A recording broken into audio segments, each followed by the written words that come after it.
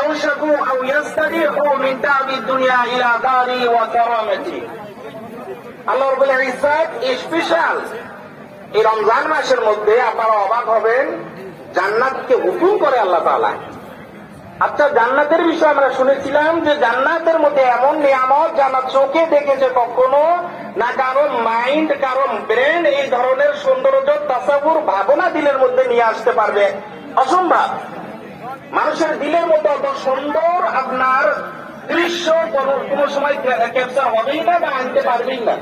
জান্নাতের মধ্যে এই ধরনের নিয়ামত, এই ধরনের বস্তু আল্লাহ রেখে দিয়েছেন। এত সুন্দর হওয়ার পরেও যখন রোজাদার রোজা রাখে, আল্লাহ রাব্বুল ইজ্জত ফরমান ফায়াকুলু ইয়ামুরু জান্নাতাহু ইস্তাঈদ্দি, জান্নাত তৈরি হয়ে যাও, ওয়া তাযায়্যানি, এবং আরো সৌন্দর্য নিজের বাড়াও, যা সৌন্দর্য আছে এর মধ্যে ইসাফা করো, আরো ভালো হও।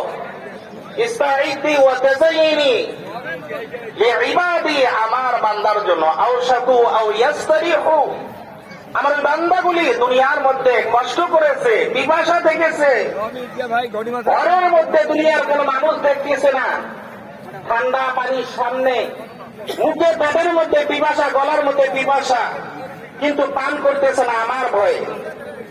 আমার এই বান্দাগুলির জন্য তুমি কি হও, ইস্তাঈদ্দি, তৈরি হয়ে যাও, তাযায়্যানি, এবং নিজের সৌন্দর্যকে বাড়াও।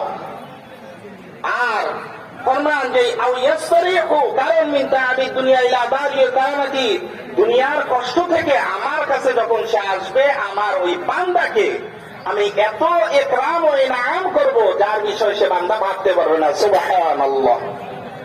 সমস্ত ওই ব্যক্তির জন্য যারা রোজা ইখলাসের সহিত রাখি আমরা, সবার জন্য ওই নিজের নামের জান্নাতটাকে আল্লাহ এইভাবে হুকুম দেয় যে তুমি আরো সৌন্দর্য বাড়াও।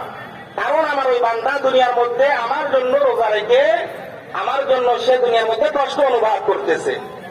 এখন মজার কথাটা যেটা বলতে যাচ্ছি, আপনারা ধ্যান দিয়ে শুনবেন। 5 নম্বরটা, যে বস্তুটা বলার জন্য আমি হাদিসটা তুলে ধরেছিলাম, যে প্রথম রাতের মধ্যে আল্লাহ তাআলার রহমতের নজর যাদের উপরে পড়বে তাদেরকে আল্লাহ মাফ করে দিবে, তাদের উপরে জাহান্নাম হারাম, অর্থাৎ জান্নাত তাদের জন্য ওয়াজিব। এখন লাস্ট রাতের মধ্যে আপনার আর এই ধরনের নিয়ম আল্লাহ রাখে নাই যে তাদের উপরে নজর পড়বে তারাই মাফ পাবে, আর নিয়ম নাই।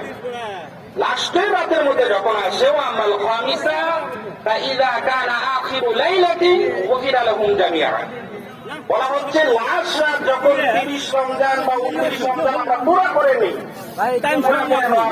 আল্লাহ তাআলা এখন ভালো হবে একটা বান্দাকেও ছাড়া নাই, যে আল্লাহ তাআলার জন্য রোজা রেখেছে ইখলাসের সহিত, সমস্তকে নিয়ে আল্লাহ তাআলা নবী করিম সাল্লাল্লাহু আলাইহি ওয়াসাল্লামের দ্বারা ঘোষণা দিচ্ছেন, গুফিরা লাহুম জামিআ, আজকে আমি এই রমজানের লাস্টের মধ্যে সবাইকে একসাথে মাফ করে দিলাম। সুবহানাল্লাহ, সুবহানাল্লাহ। তাই না?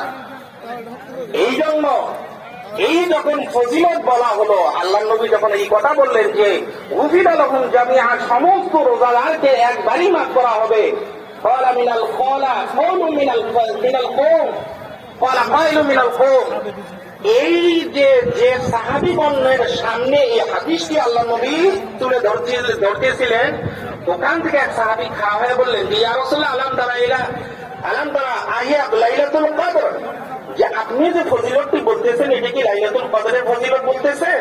ইয়া রাসূলুল্লাহ, আল্লাহ নবী বললেন লা, আলাম তারা ইলা উম্মাল ফায়ামালুন, তোমরা কি দেখো না দুনিয়ার মধ্যে যে সমস্ত মানুষেরা হাজিরা দেয়, মানুষের কাম করে, আলাম তারা ইলাল উম্মাল, তোমরা কি ওই সমস্ত মানুষের দিকে নজর করো না?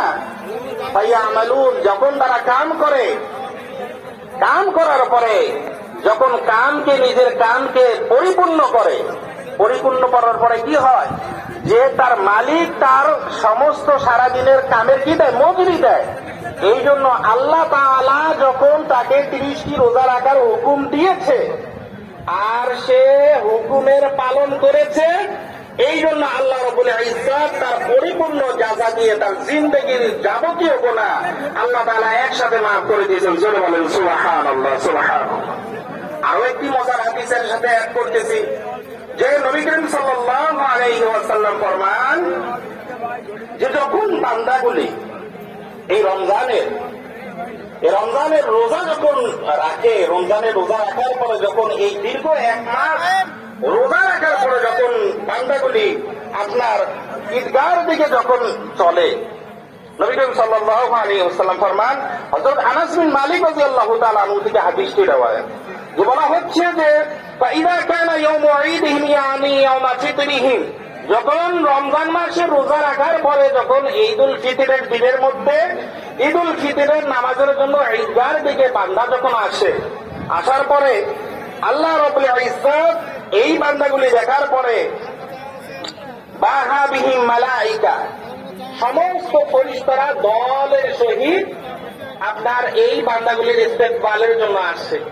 আসার পরে কি হয় যে ইয়া মালাইকাতি মা জাযা ওয়াজির ওয়াফা আমালুহু, আল্লাহ তাআলা ফেরেশতাগণগুলিকে যখন দেখে, দেখার পরে আল্লাহ তাআলা বলে যে ফেরেশতা বলে না, এই আমার বান্দাগুলি যে দীর্ঘ 1 মাস রোজা রেখে আসলো, আচ্ছা তোমরা বলো তো কি করা যায় এদের সাথে? এরা যে দীর্ঘ 1 মাস রোজা রেখে আজকে ঈদুল ফিতরের নামাজ পড়ার জন্য এখানে এসেছে, এদের জন্য কি করা যাবে? ফেরেশতাকে আল্লাহ তাআলা জিজ্ঞাসা করে। এই ফেরেশতার দলেরা যখন আল্লাহ রাব্বুল ইজ্জত তাদেরকে জিজ্ঞাসা করে যে আমার ফেরেশতারা আমার এই বান্দাগুলির জন্য আমি কি করব, তোমরাই বলো।